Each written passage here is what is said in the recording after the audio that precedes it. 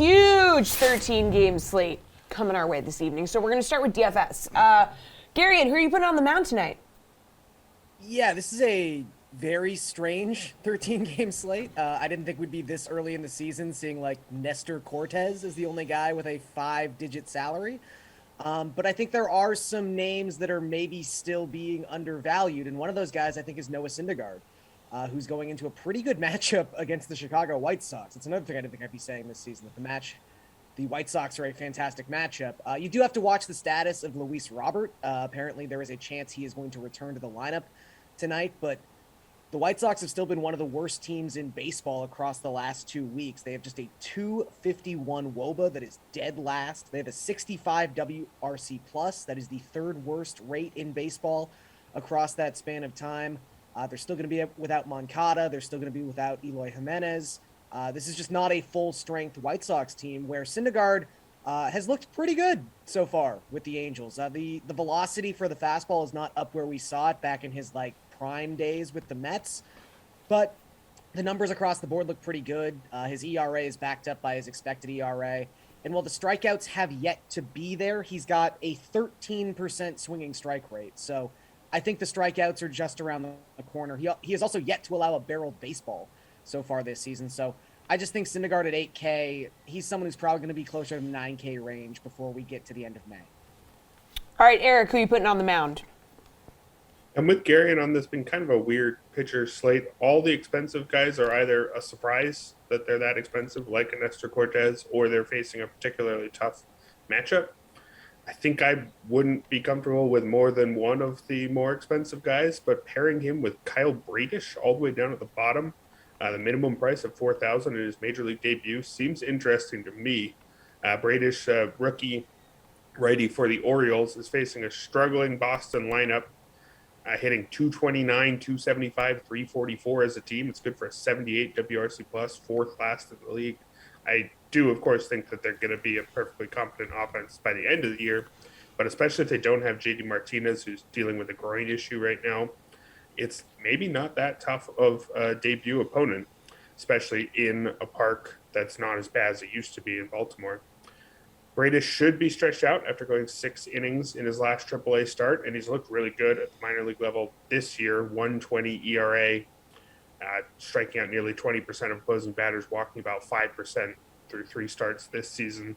In 115 and a third innings over the last 2 years at the 2 highest levels of the minors. He's got a 3.36 ERA, striking out over 30% of opposing batters. So there's enough there that I think he could get you at least a respectable amount of whiffs and not completely blow up in ERA, which is really all you need for a minimum price guy.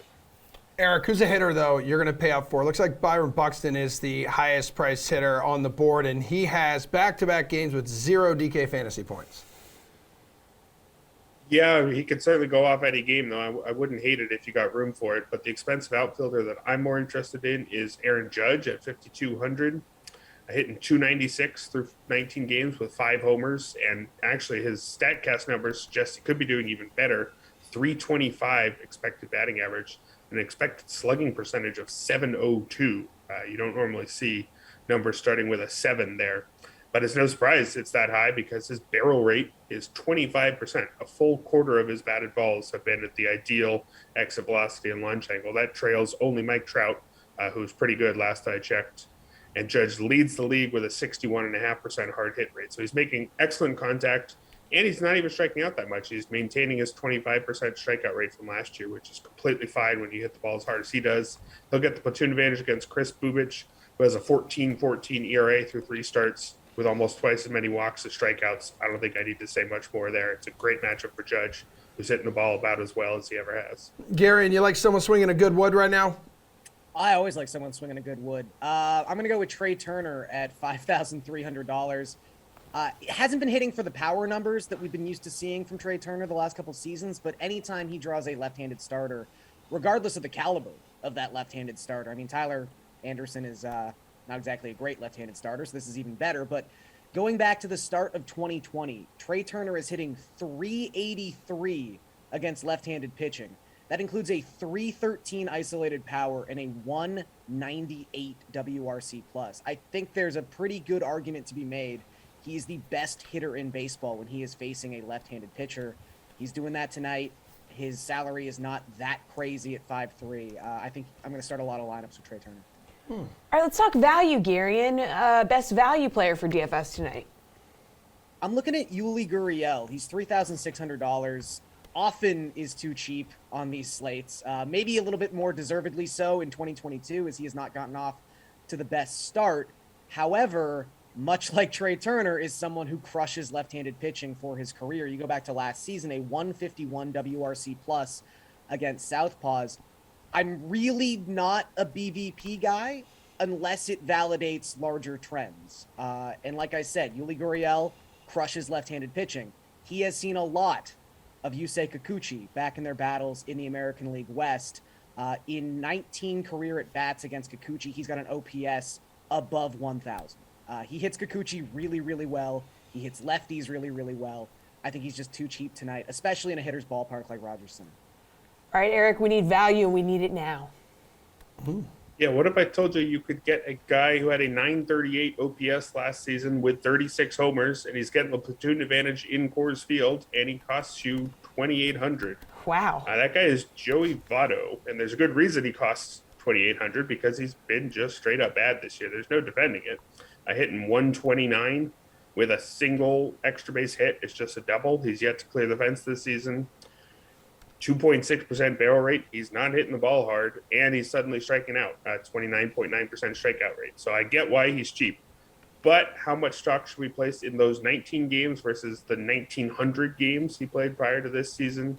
You definitely have to weigh what he's doing this year in, especially given that he's 38. We should expect him to be the worst version of Votto we've seen yet. But I don't think we should expect him to be a sub $3,000 player at Coors Field. There's maybe, if you want any positive signs, he's seeing the ball a bit better lately. Over the last 4 games, he's walked 7 times and has only struck out once. So I think that's enough of a positive that I think we shouldn't be completely off him anytime you get a guy with his career track record for this kind of price in Coors against Antonio Senzatella, who I guess he keeps the ball on the ground and doesn't walk guys, but he doesn't strike guys out either. So there's nothing really to be scared of there. I'm going to side with career-long dominance from Votto. I'm willing to take the risk that maybe he's just completely over the hill, but at this kind of price, I think I can't turn that down. All right, guys. Last one here. Favorite game prop, run line or money line bet tonight, Erik? Got a really good game between the Phillies and the Mets tonight. Aaron Nola versus Tyler Mcgill. And I think that it's wrong that the Phillies are slight underdogs here at plus 105. I guess that's just the home field advantage, or maybe it's putting a little bit too much stock into the McGill's numbers this year. I think if you look at those two pitchers, considering that the lineup should be close enough to equal, I would favor Nola over Mcgill. He did stumble against the Mets in his second start of the year, but other than that, his underlying numbers are all great. Strikeout rate of nearly 30% against a 6% walk rate and a 58% ground ball rate. McGill's been great too. I'm not anti-Mcgill in any way with this pick, although it is worth noting that his fastball velocity was 96.5 over his first 2 starts, down to 95.5 about over his last 2. So maybe what we saw in his dominant first couple starts isn't who he's going to be the rest of the way. I'll take the longer track record here and the slight plus money in what should be, I think, a really good game. Garion, very quickly here, please. I'm just going to take Atlanta on the money line as slight road favorites. I think they've got the pitching matchup advantage, and also they cannot hit right-handed pitchers like Ian Anderson. And 262 WOBA for the season, second worst mark in baseball.